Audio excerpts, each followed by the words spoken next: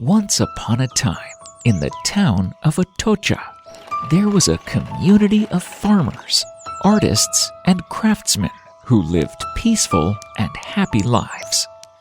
However, the Christians in the area were being oppressed by the Moors, who were cruel and ruthless invaders. The Moors took over most of Spain, destroying everything in their path, and took the people of Atocha as prisoners. The men of the village were imprisoned in deplorable and filthy jails and dungeons. But they held on to their faith, despite the Moors' attempts to break their spirit. The Moors implemented restrictions that allowed only family members to bring food and water to the prisoners.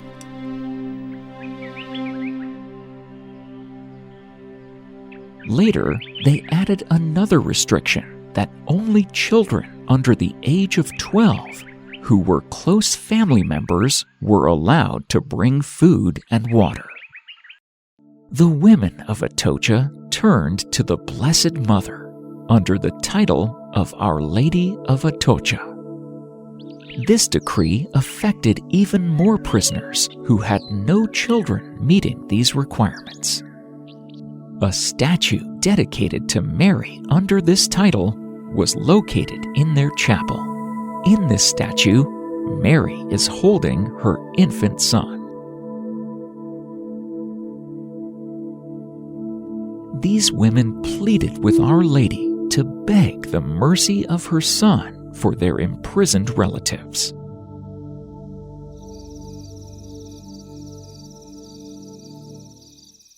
Soon after, the children visiting their imprisoned family members noticed a boy of about 12 years old visiting the prisoners at night.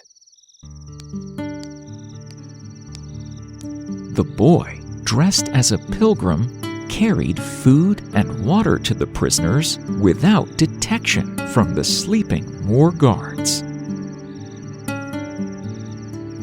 The prisoners felt spiritually and physically refreshed in the boy's presence, and they believed him to be the child Jesus. When the women heard of the boy, they rushed to the chapel to thank Our Lady for sending her son. They noticed that the shoes of the infant in the statue of Our Lady of Atocha were dusty and worn out. The women cleaned the shoes, but they found them dusty and worn out again and again. People traveling in those days also found themselves in great danger. Often, when visiting relatives far away, they were assaulted and killed on the roads. Many of the travelers were Catholic, and innkeepers had been afraid to provide them with lodging for fear of the Moors' occupation. As a result, many travelers had to sleep in the open forests or near the main roads, thus making them even more vulnerable to attacks. The child Jesus also began appearing to travelers who were in great danger. He would show them the safe route to avoid danger. He often accompanied them on their journey as well. He wore a pilgrim's dress, hat with a plume, and a cape, and carried a pilgrim's staff with a gourd of water attached.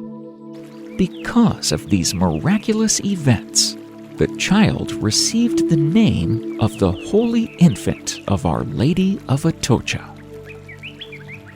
Miracles abounded through the centuries, even after Spain was liberated from the Moors in the year 1492.